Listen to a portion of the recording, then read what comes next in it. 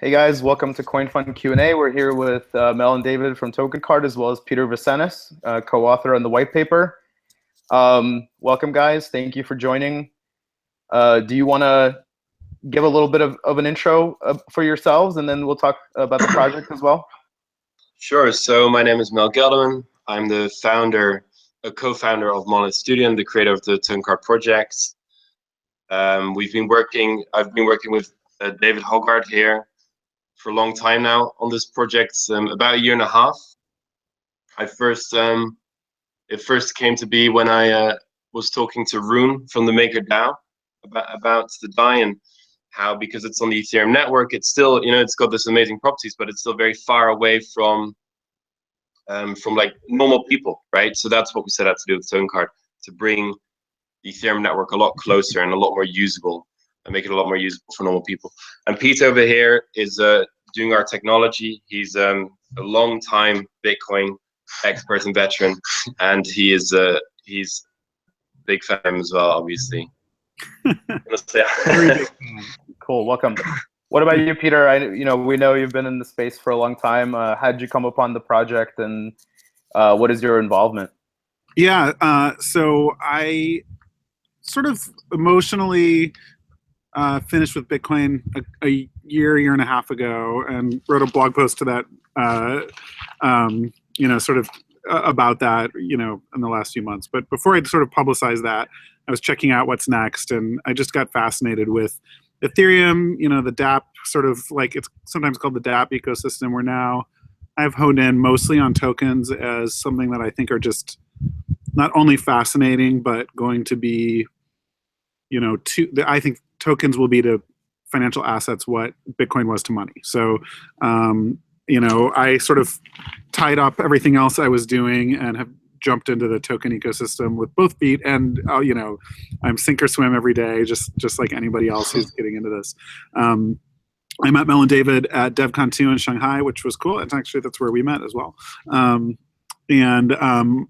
love the project. I mean, I think part of my reflection about who actually did well in the early days of Bitcoin is that there were very few businesses that kind of got out of the echo chamber. I think we could maybe look, so miners made money, brokerage / exchange, what we call exchanges, really retail brokerages. Some of them made money, some did not.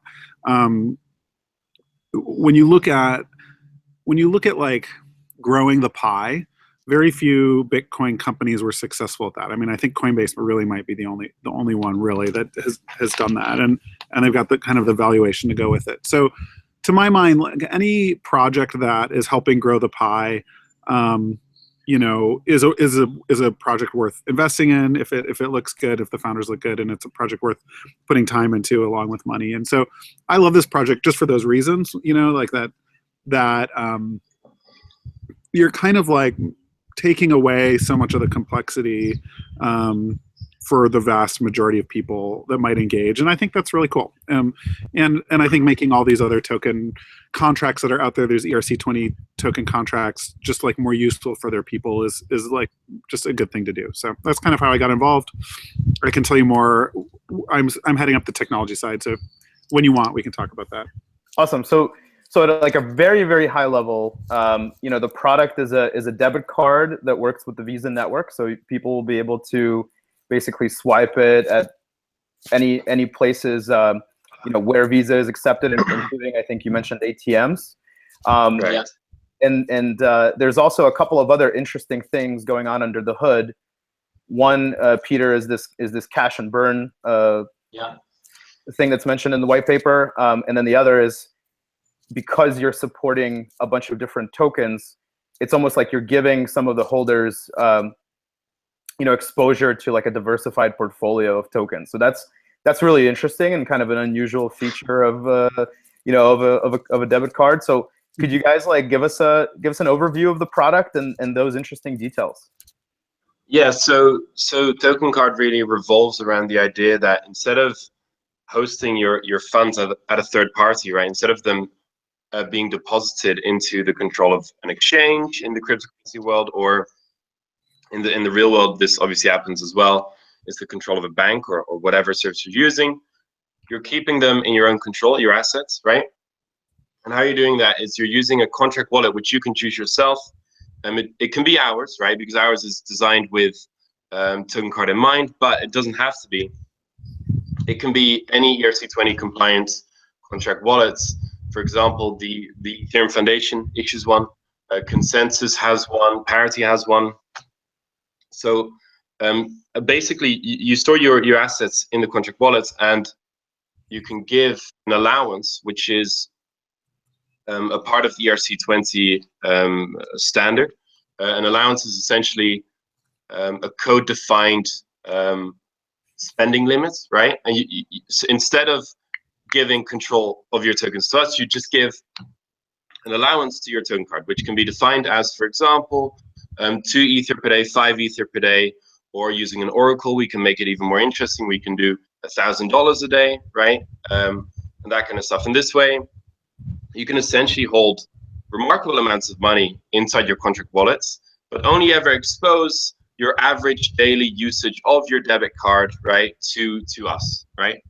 And so this is like the holy grail of security, of, you know, being able to control your own money, and at the same time the usability of being able to access a payment network, right? Because traditionally, storing, like with cryptocurrency, it's fantastic that you can be the one in control of your own money, right? But to actually use cryptocurrency, you need to give that up, right? You need to give away control of your money. You need to give it to an exchange or whatever, right? And that's just the big problem. And so with TokenCard, finally with Ethereum now, we can solve that because we've got smart contracts which are much more flexible, obviously, than just holding your money on an address, right? And so now we can basically program a very clever system to handle user funds in a very delicate way, right? In a very human, usable, and just secure way, right? So just to jump in real quick, what do you see as the major kind of problem there? Is it when you send your money to an exchange, you're kind of assuming, you know, centralization risk, or is it more of a philosophical problem? Or yeah, no, it's more the former. Indeed, in the past, just leaving your funds at an exchange, most people do that, but there are inherent risks to that, as we've seen time and time again in the past, right? You're trusting them with your money, but you know, even if they themselves are entirely trustworthy, there is still an issue of security breaches, right?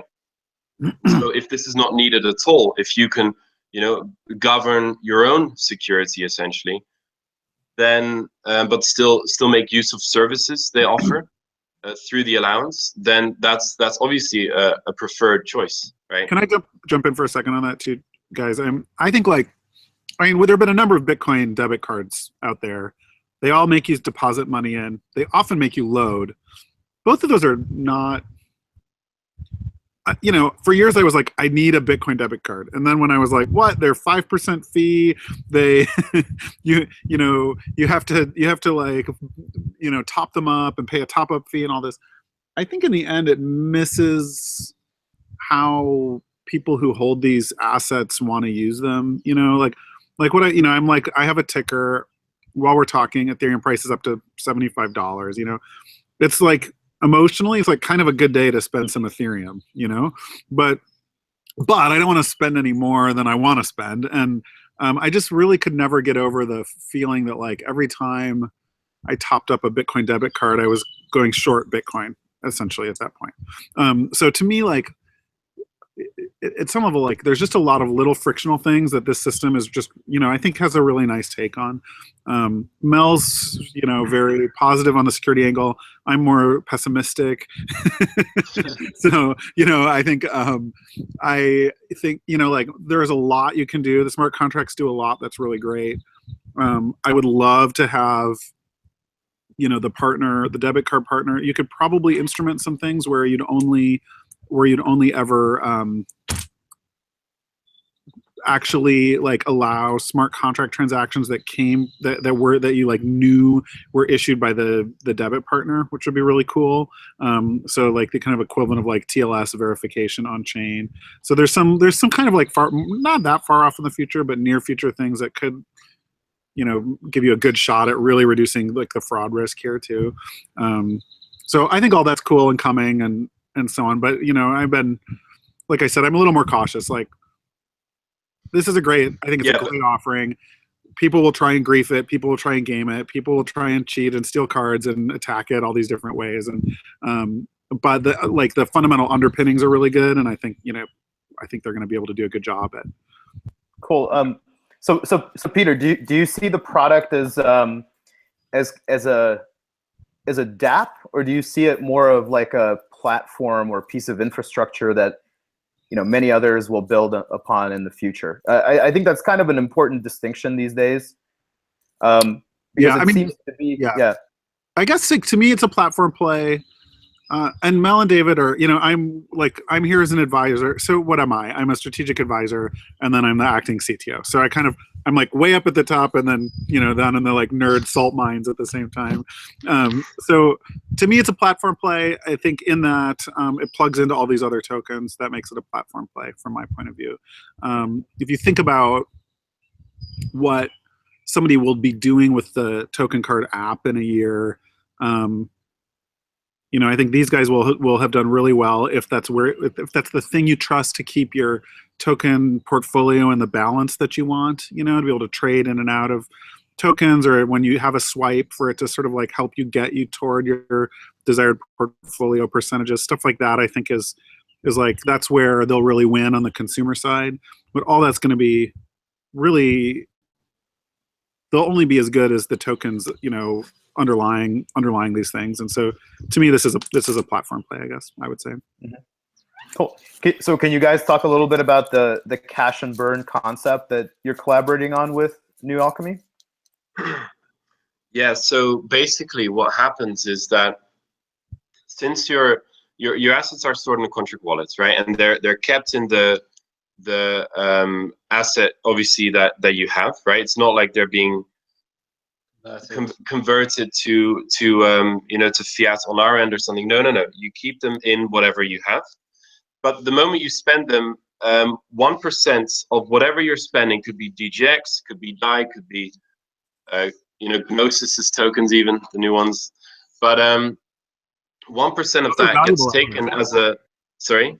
Those are valuable, I hear, those Gnosis tokens. Yeah.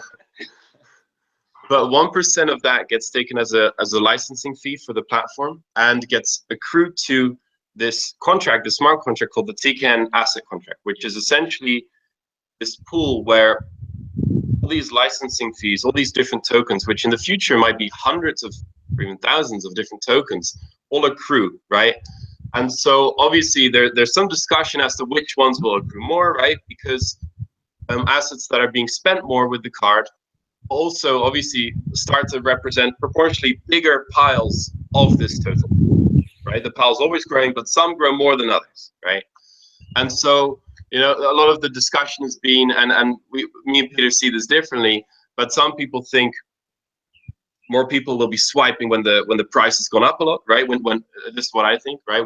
If Ether is in your mind exhausted its midterm potential, right? If it's gone up to $200, now you're thinking, oh, I'm definitely going to be swiping now. But if it's still like at $20, you're going to be like, I'm going to wait until it goes up a lot, right? But there's other people as well. Peter, for example, thinks that people are going to be swiping when it's a bit lower.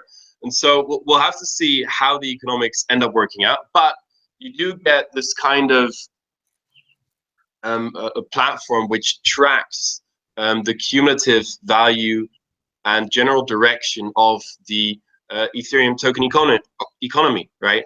If some assets become very popular in the future and are doing very well, they'll also be represented proportionally larger in our TKN asset pool. Just to jump in, I mean, I think one thing, like we talked to Melonport about this, like, they've got this like portfolio hat on, so they're immediately like, interesting. And I think, one thing I think is really interesting is, okay, TKN's gonna accrue all these assets, these tokens, and it'll be like, presuming, I think in general people are not going to cash and burn. I think presumably, and unless something terrible happens, the project's done, it's clear there's not going to be any more fees going in to this thing. It'll probably trade at whatever the expected value of the assets is plus the expected value of future, whatever, some net present value of future stuff. So, but like the like snapshot of like actual consumer retail spending is an interesting, that's interesting. Like, and I don't know if I agree with Mel's characterization of mine or not. I'll have to think about it, but I do think we'll see a lot of, essentially shit tokens used, and I think that's that's sort of a question for Mel and David. Like, how curated is this platform going to be? Like, are they going to allow almost any token in? Or are they going to curate who's in? And but presuming it's wide open, we're going to see a lot of like pump and dump type tokens used for card swipes, and maybe that's good because you just are making it easy to short, and so maybe it helps, maybe it doesn't. I don't know. I think that it would be pretty hard to, if you wanted to make something that tracked tokens in general, it would be hard to get at this particular allocation any other way. And I think that's interesting. Like it's an actual consumer behavior tracker. So I think that's pretty cool. And like one thing where we added to the roadmap after talking to Melonport is just something that'll like on chain report all the portfolio allocation really easily, so you could like plug into it and see like what % of each token is held in the asset contract right now, and like I suppose you could do interesting stuff with those allocation numbers too. So anyway, I think that's all going to be fun to watch. Cool. So just from like a user experience standpoint, if a user can use a number of different tokens to pay, how does he make the choice? I mean, he just has this plastic credit card, right? How does he make the choice of, I'm going to spend GNT versus Ether versus anything else? Yeah. So we're also building an app which is essentially a light client, which will the use of smart contracts and also manage the card aspects of the platform, right? And do a lot of more stuff as well. But within the app, you'll be able to select the specific balances between what tokens you want to spend, right? If you want to do 50% Ether, 20% Digix, and 30% DAI, you can do that within the app. And then every time you spend a transaction, we'll try and basically match that profile for you. Mm-hmm. So Peter, going back to your thought about measuring the consumer behavior, do you think it's plausible then that the most likely tokens that a user would select to spend would be kind of the ones that he considers least quality, perhaps, or it's an interesting question, isn't it? Like, I don't want to make any token holders feel bad that might watch this, but on my like coin ticker, I track tokens that maybe I would say have in my mind a variety of levels of quality. Mm-hmm. I don't know. I mean, the other side of this, and you know this very well because of the business you're in, it is kind of hard to get these at times. Like it can be hard to get them in the volume you want. Some are just very technically difficult to acquire. Like getting MKR is hard. It's hard, and so like I don't know. I think if I had the token card today and swiped it, I would set it to just sort of keep my existing portfolio allocation. That'd be like one mode that I think I would just be like, yeah, I'm good. What I've got. Don't change it when I buy my coffee. And then like the second mode that we've talked a lot about that I might leave it in would be like a tax neutral mode where it's going to offset a token that's got I've got a loss on against my basis versus one that I've got a gain on. And like those are the two modes I can imagine just using all the time. So you guys actually bring up a really interesting point there, which is an issue I think for any kind of startup doing remittances in cryptocurrency in general, and that is it's well known that in the United States, like if you go and use Bitcoin to buy a cup of coffee, that's technically a liquidation of capital. That should be something that you declare on on an IRS form at the end of the year. The IRS wants to know about those, yeah. Right, and in practice, like people have been like quite bad at filing those things. If you guys read that article where only 800 people filed a form 8949 like last year out of 6 million Coinbase accounts. Wow. So how do you guys view sort of like the tax reporting as a burden on this kind of application? Does that mean that users are going to have to track every time they buy a cup of coffee like this? I mean, I'll talk just to the technical side. So the team's not a U.S. team. So they, and in fact, the card's not going out to U.S. customers first. So I think at some level, these are like interesting theoretical conversations. To my mind, like, I don't think that the IRS ruling is good. Like, I mean, I think it's an overreaching rule. I think like I have euros, I have pounds at home from travel. I don't mark them to market at acquisition cost and remark them when I buy my coffee the next time I'm in country. So to my mind, like, it's a little silly. I mean, like, that's my personal reaction. That said, everyone should comply with the tax laws of their jurisdictions, 100%. I think realistically, people in the crypto world would kind of go both ways. Like, some people are like, this is mine, it's out of the normal world. I choose not to, put my libertarian hat on, and I choose not to participate in that part of society. And some people are like, it's bad, and audit.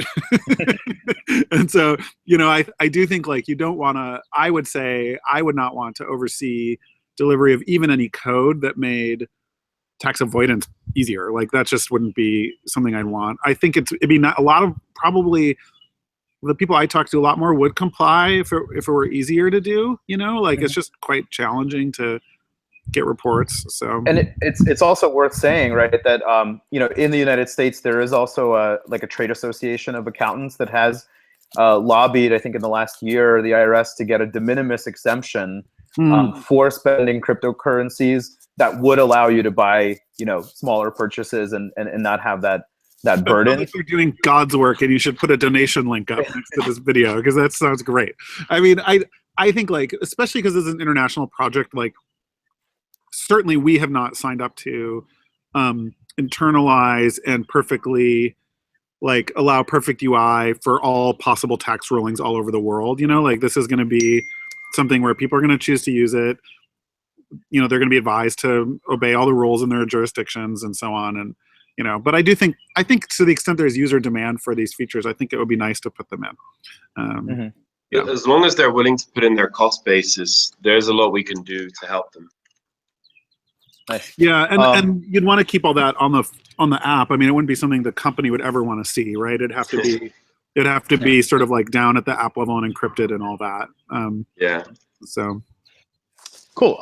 So for this project, who do you guys see, if anyone, as a comparable? One project that comes to mind is Plutus IT, and they, I think, were going more the route of near field communication, right? So you could kind of swipe your phone like you do with Apple Pay, in New York City cabs or wherever else it is accepted.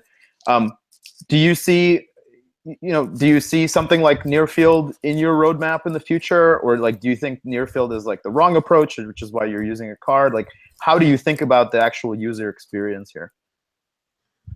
Well, we're gonna focus on like the core technology first before implementing like user experience features, right? Like, what we're really trying to build is this new way to think about how you control your own finance and money before we're going to go into all the flashy ways to actually use that.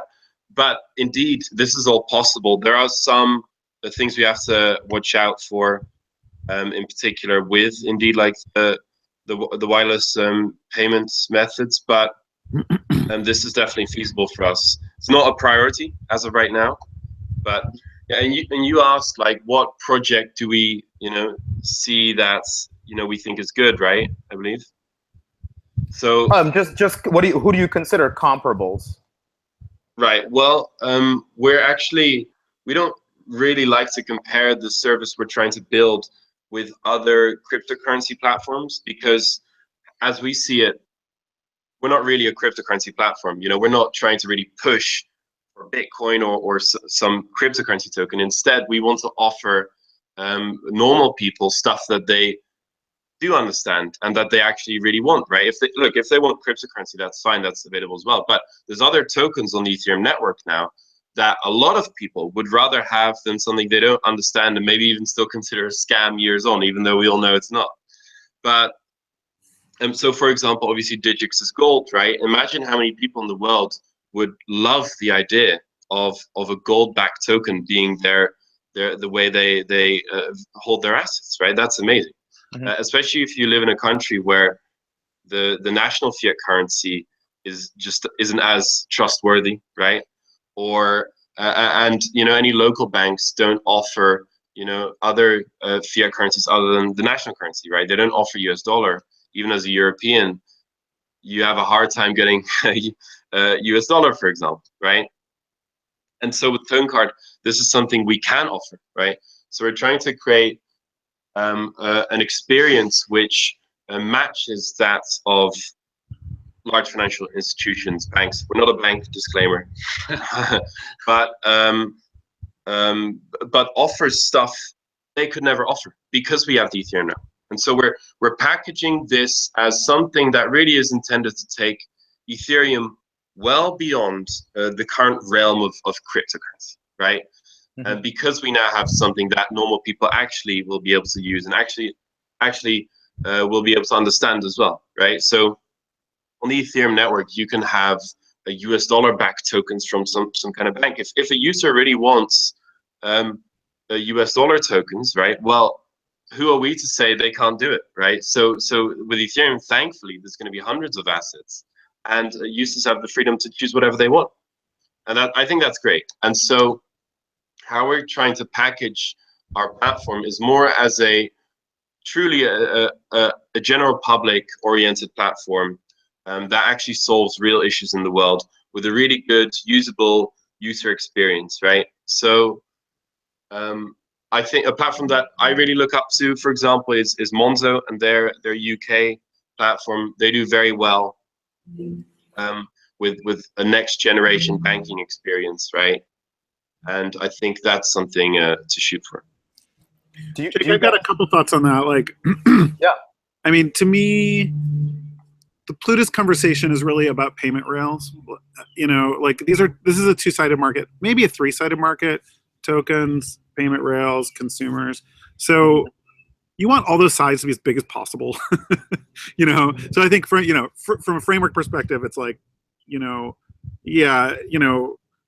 whatever's deployed most broadly is where you should go after first. I think if I were picking like step 2 after debits, I would be like, how do you get this integrated into like WeChat payments or Alipay or something? Because like it's really just about, like I said, growing the pie. And I would not advise any project, whether or not they're competing with TokenCard, to sort of like consciously choose a tiny market as one of those things you got to bring together. Like, I think it's a bad plan. I mean, yeah, I think you've already got a very small pie slice here, which is the digital currency wallet community, and you want that to be your only limiting factor, right? So, yeah, I agree with that, Peter. I think recently I've been thinking a lot along the lines of like, is blockchain going to get adopted by converting one consumer at a time, which is sort of how Bitcoin really has been chugging along, right? Yeah. Versus will it be like, what size traditional market or platform can you integrate with, right? Yeah, exactly. And like that's how I see it too. Like you'll be like, oh, you know what? Like 900,000 people had this turned on last week. They don't even necessarily know that they had it turned on, and they've got access to this and that now. Yeah, totally. Right. Yeah. So from that standpoint, you guys kind of entering the Visa market. That's a huge market. So I think that's a great high vision to aim after. Do you guys see this as like a replacement for basically like checking accounts? Like, is that the size of the opportunity here? How do you think about the market opportunity? Well, I think you could potentially say that. Yeah, we don't want to say it ourselves, but that is indeed Mel being humble right there. He's like, yes. I mean, by which I mean maybe. Just to be clear, just to be clear, we're designing TokenCard more as a technology, as a transposable system that, like, sure, we'll be using, a Visa debit card system, but the technology itself is designed to be transposable onto any other payment provider, right? We could, go to a local Chinese payment provider and just, as long as their API is compatible with the system we're designing, we can drop it onto that. So it's not that we're just limited to this. You should see it as we can put this platform on top of any kind of a local service even. I think it would be cool. I mean, Jake, I went to this place, which is probably easier for me to say as like a contractor and partner than it is as the operator, and be like, yeah, you could get rid of your bank account. I mean, that's kind of where I first went in my head. I'd be like, I thank God, I would love to do that. And like, it would be, I mean, like, this is going to be so strange to people not in America, but like, you actually still do need checks sometimes in America, like literal checks, like to pay, your landlord or something, or your bank. That's like literally the only reason why people in New York City have checkbooks is like to pay their landlord. Exactly. Yeah. So like, maybe like that would be like the most amazing integration when you decide you want to go after the US market, is like you can like author a check from the app, Right. Yeah, I mean, it does raise the question. It's like, the bank is like, in my daily life, my bank is wishes to believe it's like a valued service provider for me, but it's actually a lot of friction between me and how I want to hold on to my money. It's by far the slowest. Everything else I work in, now that I'm like all Ethereum and no Bitcoin, everything else is like done in 6 seconds, and the bank is days sometimes, so yeah, like I find that, I more and more want to get rid of it. I think now finally with Ethereum, we really can build a platform which in almost every single way outcompetes a traditional banking platform, right? And so this hasn't really been the case up until now with cryptocurrency, where if you start using a Bitcoin related service, there are going to be some ways where you gain a lot, right? But in other areas, it's the service just gets worse, right? Compared to what you're used to with your former bank or whatever. And so now finally with Ethereum, we can actually engineer a system which on every level is, if not at least as good, it's probably going to be a lot better still, right? And so, I mean, just to show you like how deep the rabbit hole could go, imagine at some point, so with TokenCard, you could hold like Santander issued Euro tokens, right? But imagine if a year from now, there's 20 banks in Europe that all issue their Euro tokens on the Ethereum network, right? As a normal European, if you have a regular old traditional bank account, you only hold one type of euro, right? You hold, for example, the Deutsche Bank euro, right? But what if the Deutsche Bank goes bust, right? You're screwed. But with let's say, if you're using an Ethereum platform, you can have what is essentially one bank account, right? Your contract wallets, but essentially you can hold maybe 1/5 of 5 different, right? So it's like a basket euro, and even if one of those banks fails, right? You could essentially like know that at least you'll have 80% of your original euro left, right? So even from like, if you're only interested in fiat currency, our system is actually going to be a hell of a lot better than actual real fiat currency services out there, because you've got more flexibility. You guys, I'm sorry to cut in, but I got a bolt, I think. Is there anything else I can do for you, Jake, before I get off here? I mean, it's great to connect. Yeah, great to connect. I think that's fine if you got to run along, but we really appreciate you coming on and answering some of the questions here, and always happy to have you on CoinFund Q&A. Yeah, let's just do a broad ranging one at some point. I'm super curious to talk. Absolutely. About. I'd love to just chat with you about this, just like bullshit about the space in general, but that would be great. That would be great. Okay, thanks, you guys. All right, thanks, Peter. Bye, Peter. So guys, like, so just to circle back a little bit to the market opportunity here, do you get a sense of like how big that market is, and also in terms of fees, right? Like we should be able to know what Visa typically assesses as fees, right? And what kind of improvements, if any, does TokenCard provide on those costs? Well, so So the fees for TokenCard are, there's a 1% licensing fee, right? And there's just another 0.5% approximately service fee. You know, some other, like a traditional bank account obviously has, for the most part, no fee, right? So it's up to you, the user, to decide, at least initially, if this is worth it for you. I think the features we offer outweigh the small 1.5% fee. I mean, in cryptocurrency, every day, your assets could gain, you know, significantly more than that small 1%, like or 1.5% service fee, right? But it's like a convenience fee, right? Like there's even the opportunity loss. If you have a lot of fiat currency on your bank accounts to use, that's fiat currency you haven't invested right now, right? And so sure, you might not have a fee when you swipe your card with your regular bank accounts, but you lost a lot of opportunity because that money is not invested. And so the 1.5% fee really isn't that big, I think, at least, right? This is only like, I mean, you do, for example, if you swipe your credit card in a online merchant, you know, you will sometimes get something like a 3% fee, or you know, if you're using Visa as a payment platform, you know, as a some kind of service provider, right, you might get a 3% fee. So are you kind of saying that, like, you know, compared to those kinds of fees, you're about half, right? You're about 1.5%. We're in between. It's a debit system, so we can't quite approach traditional bank accounts debits prices, but we'll definitely outcompete credit card prices for sure. And debit accounts are not, you know, often are not feeless, right? Because you do pay a monthly fee to maintain the account for a large portion of those accounts. So I'm not sure what kind of percentage that amounts to, but well, we can't, like, I actually can't like disclose anything about you know, this confidentiality, but these fees are very minimal, really. So and we won't be charging like a monthly fee.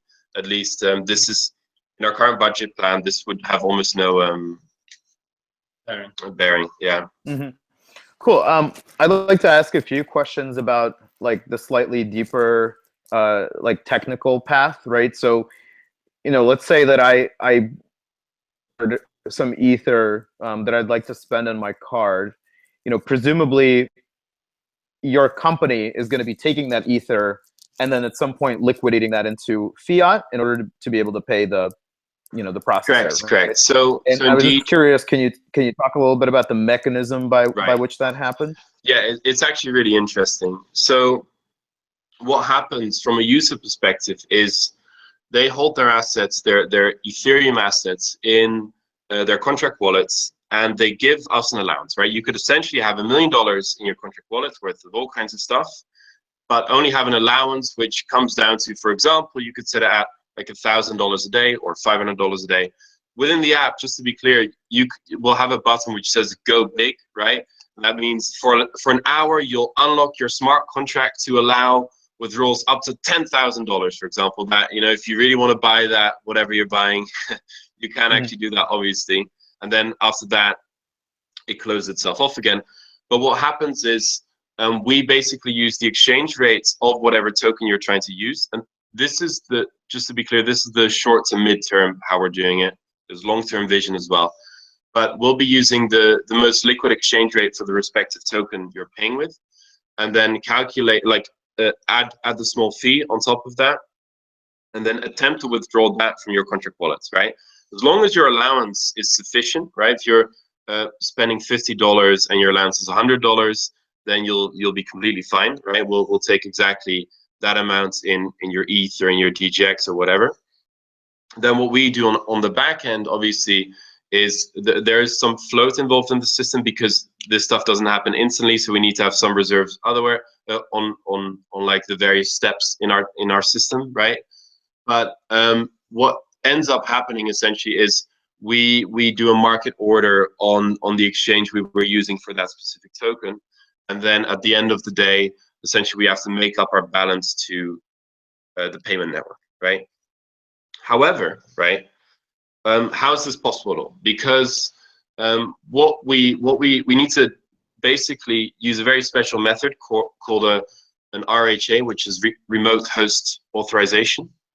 And that means that your card, from like a network perspective, your actual card has a balance of 0 because your funds are stored elsewhere, right? And we give an authorization to basically, right at the moment that you swipe your card, if you're swiping it for $50, your balance at that time is still 0. But right that moment, we load it. We first make sure you actually have that amount in your contract wallet, right?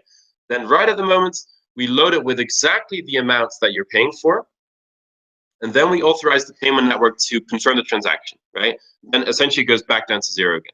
This is called a zero balance model, where your card is effectively empty because you're storing your funds not on the card, you're storing them elsewhere. And in our case, this is obviously your contract wallets on the Ethereum blockchain. So the execution, that part where you're putting in a market order, is that literally going to one of a number of known crypto exchanges? Is that going to an over-the-counter solution or some other solution? Like, well, we've been, well, look, I don't want to say too much on that either, but we've been getting interest in talking to various parties who are interested in what we're doing. And so there we've got options, so to say. To be, can you talk a little bit? Sorry, go ahead. Well, I'm not sure how much I want to say on this either, but in the very long term, like the vision for sure is that we'll have an on-chain solution for this, like smart contracts level exchange going on, which I think is really cool. But obviously, we're trying to get this product out the door as quick as possible, and we want to make sure it works as well. So, and that there's sufficient liquidity. So we'll just be using exchanges on the back end to make this all run. Cool. So in sort of the short-term architecture that you've described, what are the risks to a cardholder? In other words, like, the system you've described clearly depends on your company having the ability to put in these orders, to interact with the Visa system and so on. If you guys, let's say, go out of business, what does that mean in terms of risk for both customers and TKN token holders? Right. Well, so from users, the great thing is, like, we're, we decentralize in the right kind of way, right? If we go out of business, your funds are still entirely in your control. It's your own contract wallet, right? We don't have any access to that other than the daily allowance that you've set, right? And that's great, right? Because this is not true at all for almost every other cryptocurrency service out there. If they go offline, you're done, right? And so on the whole, at least, and I think that's great, because by doing it like this, we gain a lot of utility, right? And so so that's basically my answer, I guess. With regard to TKN holders, the assets held in the asset contracts in the TKN asset contract pool, they obviously still remain there if our service goes offline. That doesn't change anything. So at the very least, there's this nominal value they'll have, and I think it'll be really good actually to see. We're planning this page for the TKN asset contract, which is going to be a bit like that ETH stats page. I don't know if you know it, the black one with all the statistics about the Ethereum network. Like a dashboard for the network? Yeah, exactly. And you'll be able to see like which assets are growing more daily and how many uses are gaining, you'll be able to make like projections off of that, of like how much assets there'll be in the future, and you can spot trends and stuff like that. We might even have like top spenders and the people who have the most in their contract wallets and stuff like that. But that's all. So you guys, I believe, are heading for a token sale, which is on, I believe, the 2nd. Is that correct? Tuesday? Well, it's imminently. I'm amazed I'm awake for this call, because we've been working 18 hours a day. Yeah. So to get this all done. So ahead of that event, do you guys want to talk a little bit about the structure of that sale and kind of like what the opportunity is for someone who is holding TKN? Right. Like, what is the utility of it, and what do you expect to happen in the future? Yeah, so about the utility, there's, in addition to obviously having a claim to the TKN asset pool, I believe I actually didn't even explain this, but obviously you already know, but not everyone listening might know. But if you hold an amount of TKN, say if you hold 5% of TKN, then we're not distributing those assets that you're getting as a licensing fee. We're not doing that periodically, right? Because that would be a nightmare for a number of reasons, amongst others, like gas-related reasons. Because the more uses we have, times the more tokens. In the future we could have 100 different tokens, and thousands obviously of uses, and so we have to multiply them by each other. So there's a lot of gas involved if we distributed tokens every week or so, right? That would be a nightmare. And in addition, you don't want to have a contract or like an address and receive 50, 100, 200 tokens every single week, all in tiny amounts to be, sold off manually exchange. That's a nightmare, right? So instead, our model is a burn model, which is fantastic because we now have all the assets in one place.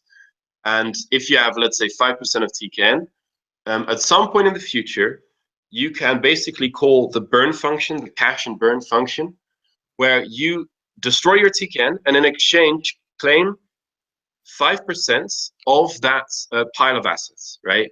And because you're also destroying TKN, any future profits that you would have had, you're now missing out on, right? But those now go to the now new 100% TKN holders, right? Because 5% of loss, they now become the entire pool. And so they have a claim on assets you otherwise would have, right? And this means that only once would you be getting possibly in a whole amount of tokens, right? It really could be a lot of them at some point.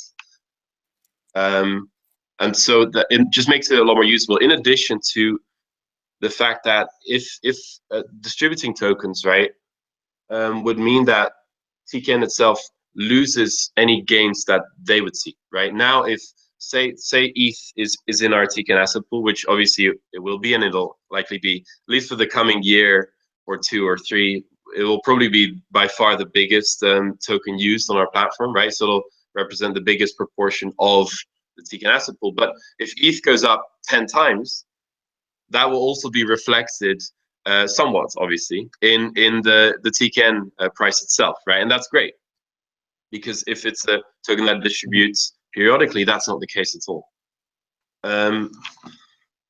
So yeah, you had a question about the Crowdsale as well. So the structure for the Crowdsale is our original goal was $4.5 million, which we need to build the platform at the very least. And after that, if we hit that within 7 days, we would extend for 24 hours, right? However, due to community concern and just the amounts of, like, we've really been blown away by how much exposure our products and interest our products is getting. So we've added an additional 12.5 million in ETH cap, just to limit how crazy this could go, you know? Mm-hmm. And so, yeah, that's it. Cool. Real quick on the burning and redemption of TKN. So it sounds like the supply can only ever increase. Is that correct, or is there an ability to issue new TKN assets somehow in the contract? Sorry, could you repeat that? So a user can redeem TKN, burn it, and get their stake of the pool. The question is there ever any way that the contract can issue new TKN? So the reverse operation. No. Once the contribution period ends, that's it. TKN, you can't issue any more TKN. Mm-hmm. I mean, gotcha. And then on the yes, sorry, go ahead. Sorry, I didn't mean to interrupt you. We just have like a bit of a lag on the Google Hangout. Please complete your thought. No, we do, however, this is clearly stated in the white paper, we keep a 15% reserve, so we can continue to fund our entire operation in the future, right?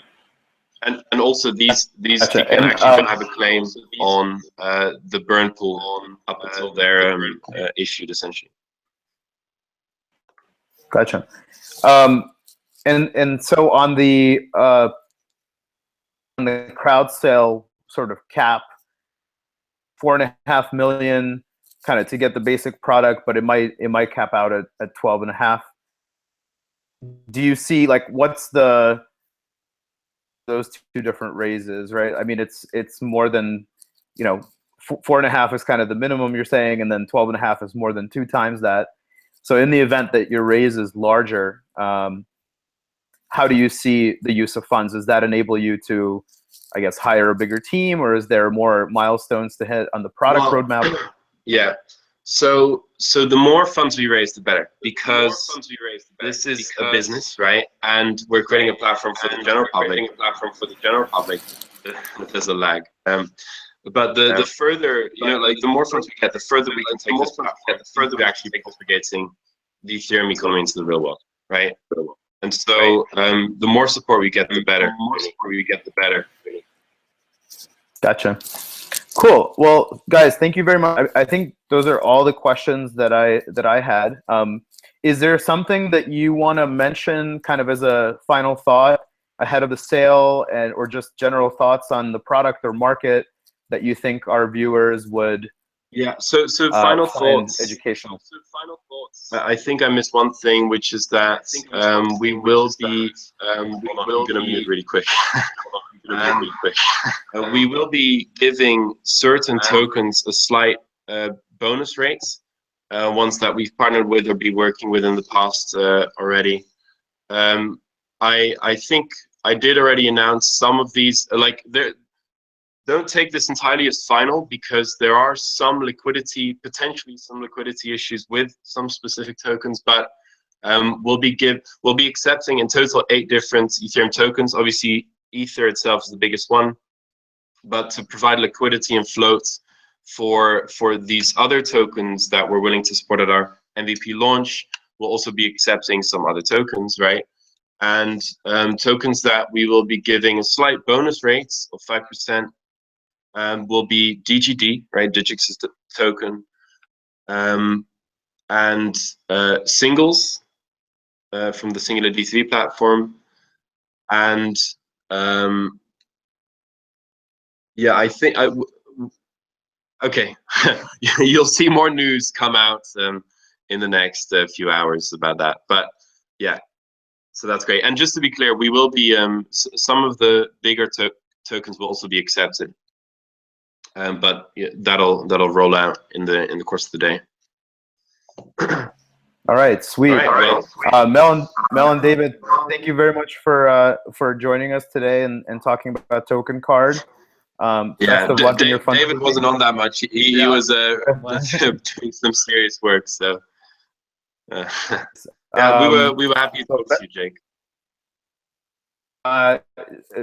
Mutually, and best of luck on your fundraising, and we'll see you after. Excellent. All right, appreciate it. Take care. Thank you very much.